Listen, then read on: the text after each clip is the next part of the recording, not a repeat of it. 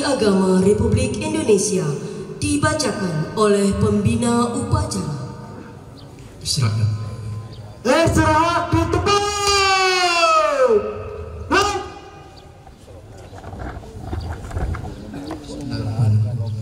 Assalamualaikum warahmatullahi wabarakatuh.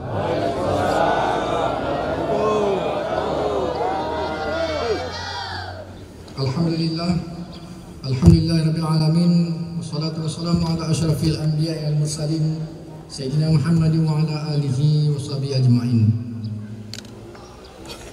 Yang kami hormati unsur Forkopimda Kabupaten Aceh Tenggara, yang kami hormati Kepala Kantor Kementerian Agama Kabupaten Aceh Tenggara, para pejabat dan seluruh pegawai aparatur sipil negara Kementerian Agama, hadirin peserta upacara yang berbahagia. Rasa syukur sepatutnya kita panjatkan kepada Allah SWT, Tuhan yang Maha Kuasa, atas segala limpahan rahmat, karunia dan anugerahnya kepada kita sekalian. Hari ini kita telah memasuki tahun baru 2023. Tahun baru bukan sekedar penanda berakhirnya kalender tahun kemarin dan dimulainya kalender baru. Namun bagi insan Kementerian Agama Republik Indonesia, setiap pergantian tahun selalu memiliki makna khusus. Di awal tahun, tepatnya hari ini, Selasa 3 Januari 2023, Keluarga Besar Kementerian Agama memperingati Hari Amal Bakti ke-77.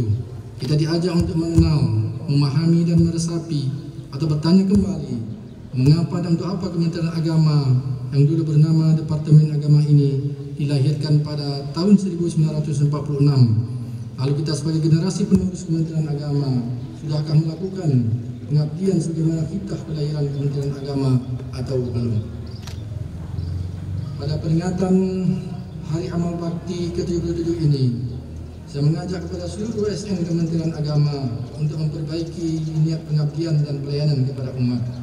Jadikan peringatan Hari Amal Bakti ini sekaligus sebagai penanda sejarah panjang pengabdian Kementerian Agama dalam melayani seluruh umat beragama di Indonesia. Hadirin peserta upacara yang berbahagia, setahun yang lalu dalam peringatan Hari Amal Bakti ke-76 Kementerian Agama, kita gelarakan semangat transformasi layanan umat. Alhamdulillah secara bertahap kita bersama itu mulai terwujud dan tampak hasilnya. Kini Kementerian Agama telah terlihat berubah, birokrasinya lebih lincah dan responsif. Transformasi digital mulai berjalan, salah satunya dengan kehadiran pusaka super APPS, aplikasi layanan Kementerian Agama. Beragam inovasi digital juga terus dilakukan, mulai pusat hingga ke daerah. Semua itu merupakan upaya meningkatkan kualitas dan mendekatkan layanan kepada masyarakat. Lembaga pendidikan binaan Kementerian Agama juga terus berprestasi, baik di level nasional dan internasional. Bukti bahwa Kementerian Agama telah berubah diakui dengan diapresiasi oleh kementerian, lembaga, dan publik. Kita diganjar lebih dari 22 penghargaan pada tahun 2022 lalu. Kita juga berprestasi di atas dan tahun ini harus lebih baik dari tahun kemarin. Hadirin peserta upacara yang berbahagia, pada Hari Amal Bakti ke-27 tahun 2023 ini kita canangkan tagline kerukunan umat untuk Indonesia hebat.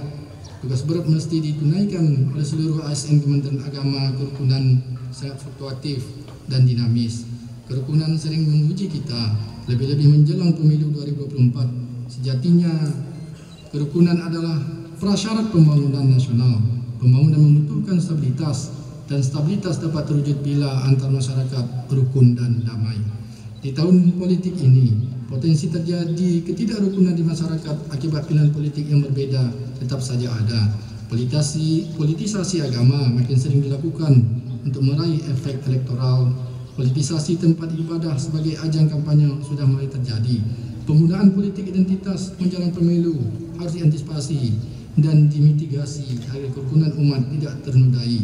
Kita semua mesti belajar pada apa yang terjadi pada pesta demokrasi sebelumnya, di mana masyarakat terbelah yang hingga kini masih bisa dirasakan, terutama di media sosial.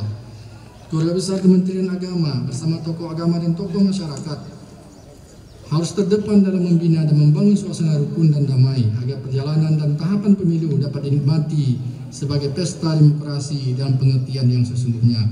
Untuk itu, semangat merawat kerukunan umat harus digelorakan seluruh ASN Kementerian Agama.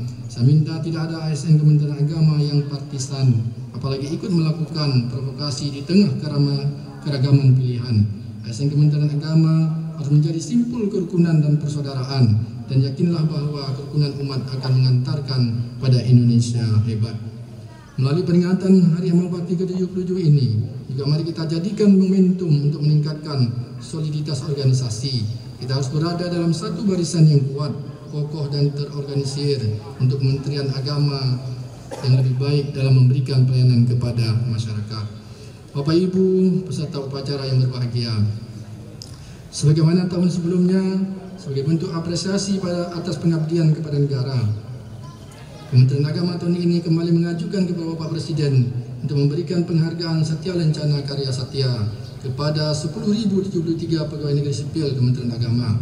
Permohonan itu telah dikabulkan Bapak Presiden, dan pada Hari Amal Bakti ke-77 ini, atas nama Bapak Presiden diberikan penghargaan Satya Lencana Karya Satya 30 tahun kepada 936 orang, 20 tahun kepada 2.860 orang, dan 10 tahun kepada 6.277 orang pegawai negeri sipil Kementerian Agama. Hadirin yang berbahagia, saya ucapkan selamat kepada para penerima penghargaan. Semoga penghargaan tersebut semakin meningkatkan kinerja ASN Kementerian Agama dan menambah kebanggaan sebagai bagian dari Korps Kementerian Agama. Selamat memperingati Hari Amal Bakti ke-77 Kementerian Agama. Semoga Kementerian Agama terus jaya serta menjadi oase dan pelayanan masyarakat yang terbaik. Billahi taufiq hidayah. Assalamualaikum warahmatullahi wabarakatuh. Menteri Agama Republik Indonesia tertanda Yakut Khalil Qomas.